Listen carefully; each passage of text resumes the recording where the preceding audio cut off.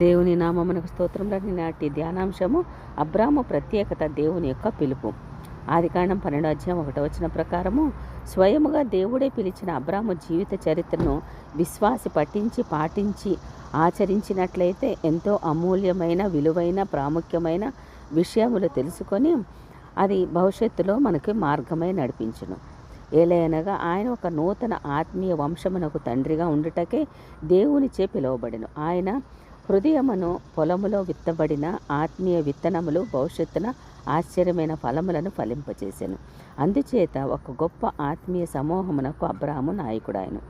ఆయన విశ్వాసములో పాలివారమే నిత్య జీవమునకు వారసులమైనందున మనము ఆయన విశ్వాస పుత్రులమైతిమి. అందుచేత ఆత్మీయ పితరుని జీవితము ధ్యానించుట మన ఆత్మీయ జీవిత వృద్ధికి తోడ్పడును.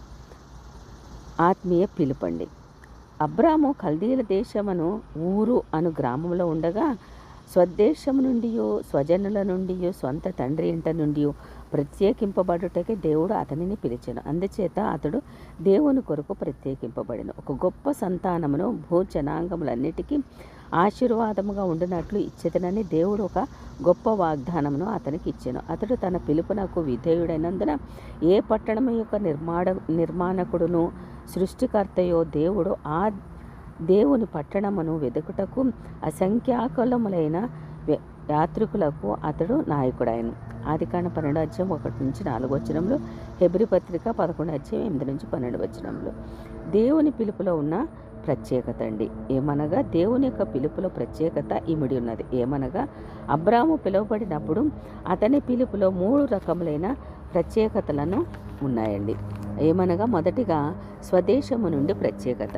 ఒక మొక్కను నారుమడిలో నుండి తీసి మరి ఒక పొలంలో నాటిన ఎంత బలముగా ఉండినట్లు విశ్వాసి ప్రత్యేకింపబడటలో కలదు.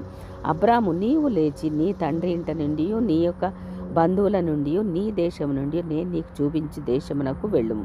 ఆదికాండం 12:1 ప్రకారం విశ్వాసి సుఖభోగములలో అనుకూల పరిస్థితుల్లో చలనము కాని వాతావరణంలో జీవించినంత కాలము అతనిలో విశ్వాసం పెరగక నిద్రించిన స్థితిలోనే ఉండును.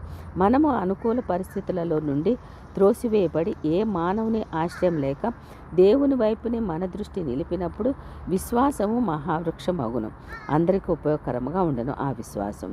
ఇది నీ జీవితమునకు ఆశయముగా ఉండవలెను. అబ్రాము 100 అను తన స్వగ్రామముననే నివసించిన ఎడల విశ్వాసులుగా తండ్రిగా ఉండకపోయేవాడు. దేవుని వాగ్దానంలోని సత్యములను రుజువు చేయలేకపోయేవాడు.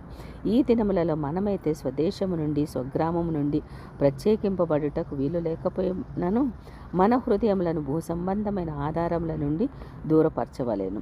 ప్రపంచము యొక్క భవిష్యత్తు నిరీక్షణయు అబ్రాంపై ఆధారపడి ఉండెను. దేవుడు నిన్ను పిలిచినచో అనేకుల ఆత్మల రక్షణ భారము నీ మీద నా మీద మన అందరి మీద ఉన్నదండి. రెండవదిగా స్వజనుల నుండి ప్రత్యేకించుట. నీవు లేచి నీ బంధువుల నుండి నీ దేశము నుండి నీ తండ్రి ఇంట నుండి బయలుదేరి వెళ్ళము. ఆదికాండం 12:1 ప్రకారం దేవుని పిలుపును గ్రహించుటకు గాను ఆత్మ చెవులు లేనివారు ఇట్టి ప్రత్యేకతలు ఒప్పుకొనరు. దైవ స్వరమును విసర్జించి వారి స్వరములను ఆలకించినచో నీవు దేవుని స్వరము వినలేని వాడు అవుదు. ఆశీర్వాదములు మనము కోల్పోతామండి దేవుని పిలుపు వినకపోతే. దేవుని పిలుపు విని విధేయుడవు కానిచో ఆయన హస్తములలో ఉపయుక్తములైన సాధనము కానేరవు. నీ హృదయ సింహాసనమును దైవ చిత్తం కంటే మానవుల అభిప్రాయం లేడల సానుభూతి అభిమానము హెచ్చినదేమో జాగ్రత్తగా చూసుకోవాలనండి. దేవుడు మనందరికీ సహకారిగా ఉండి నిన్ను నడిపించును నన్ను నడిపించినప్పుడు మనల్ని అందరినీ నడిపించినప్పుడు దేవునికి ప్రతిగా మానవుని సహాయము వెదకకుండా దేవుని వైపు ఉండాలి, దేవుణ్ణి వెతకాలి. అప్పుడే దేవుని యొక్క ఉద్దేశంలో నెరవేర్పులోనికి రాగలవు. 3వ మాటగా తండ్రి అయిన తెరహు నుండి ప్రత్యేకత. యెహోవా నీవు లేచి నీ తండ్రి ఇంట నుండి బయలుదేరి వెళ్ళుము. దేవునికి మనము ఎంత సమీపంగా ఉంటామో అంతగా మనము ప్రత్యేకింపబడి జీవితము మనము వేరు పారి ఉండగలుగుతామండి దేవునితోటి. ఇదే ప్రత్యేకింపబడిన జీవితం యొక్క రహస్యము. అతడు స్వదేశము నుండి స్వజనము నుండి ప్రత్యేకింపబడను, ఇది చాలదు, తండ్రి నుండి ప్రత్యేకింపబడవలను. ఎవడైనాను నా యొద్దకు వచ్చి తన తండ్రిని, తల్లిని, భార్యను, పిల్లలను, అన్నదమ్ములను, అక్కచెండ్రను, తన ప్రాణమును సహా ద్వేషింపకుంటే వాడు నా శిష్యుడు కానేరడు. ద్వేషించుట అనగా దేవుని కంటే ఏ మానవుని ఎక్కువగా ప్రేమించరాదు. లూకా సువార్త 14:26 ప్రకారం వారి ఆచారముల నుండి ప్రత్యేకింపబడుట. ఆమేన్.